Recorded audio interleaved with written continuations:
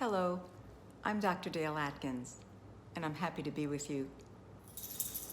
I'd like to talk a bit about teachers returning to school, and I just want to start by saying that many of us are feeling overwhelmed and frightened as we think about returning to school.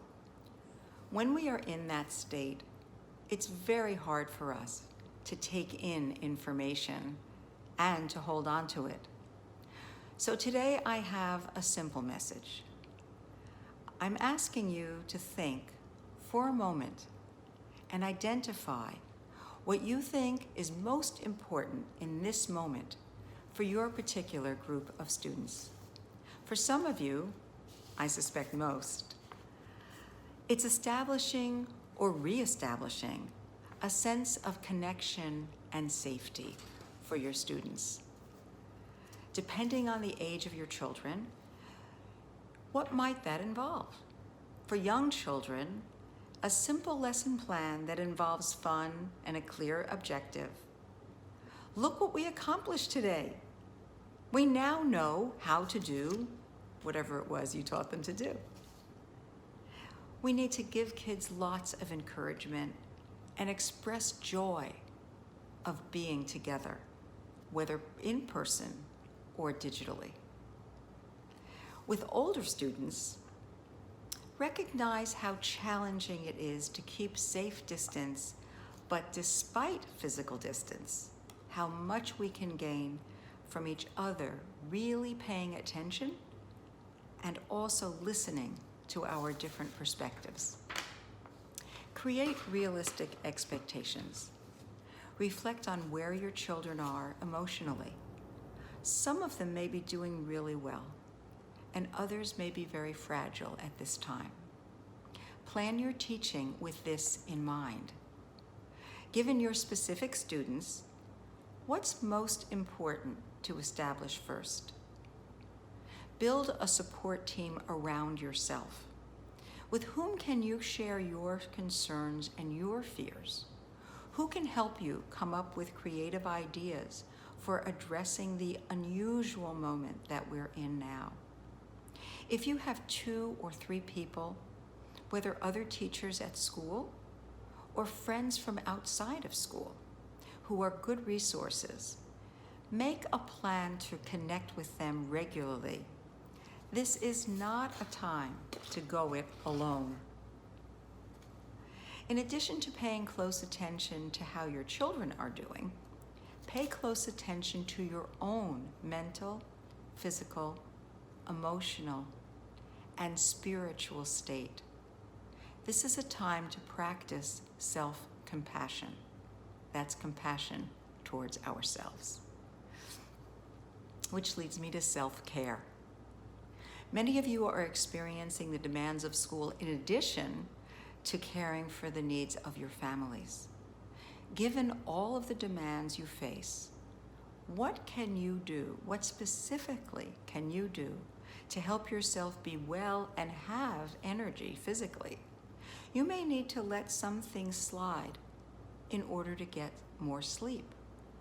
Sleep is essential to sustaining your health. Please don't wait until you get sick in order to take a rest. What soothes your mind and emotions? Taking a walk in nature? Spending time with a pet? Soaking in a warm bath with a candle and relaxing music? Singing or dancing to your favorite music?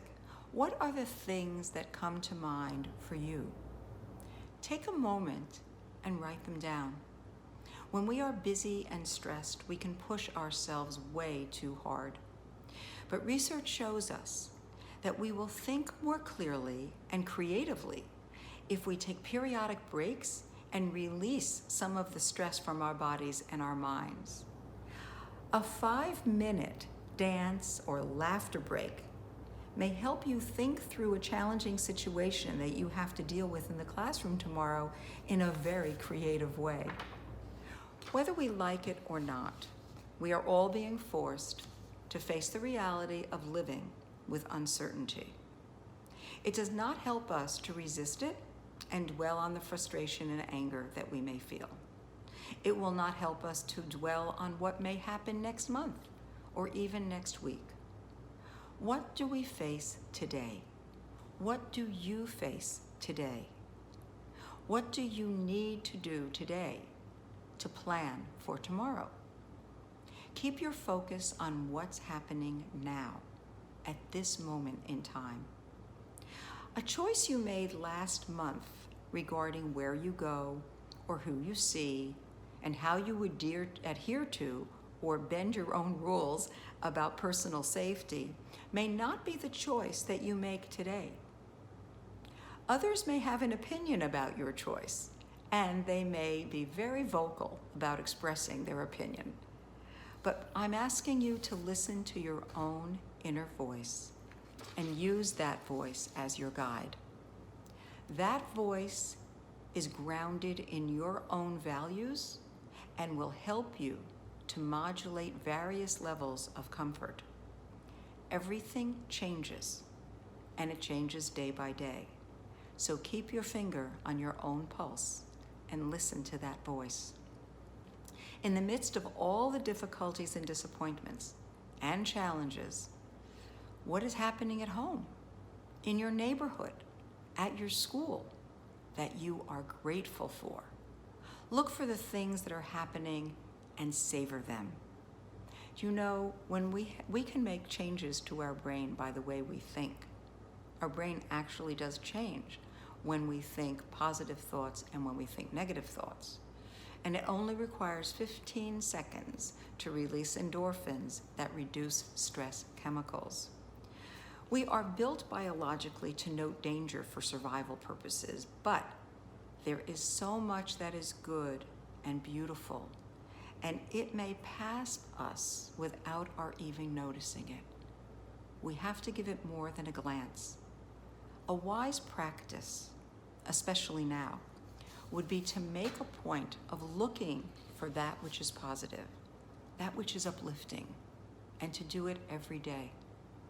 It might be the beauty of a tree or a bird, the light playing on a soap bubble in the sink, or a child who helped another child at school. Be attentive to anything that is good, uplifting, beautiful. It will help us balance the stress that uncertainty creates. We will hear and see much that is negative and unsettling. Let's commit to actively seeking the good that is also here. It will strengthen us physically, mentally, and emotionally if we do this regularly.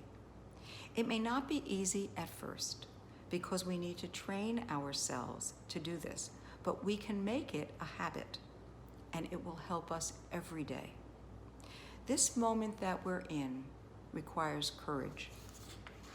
Courage to recognize our fear and our anxiety, and to find healthy ways to live with both of them. It requires courage to learn and incorporate technology in ways that we did not need before COVID. Hopefully, as we learn, we will be kind to ourselves and flexible in the process.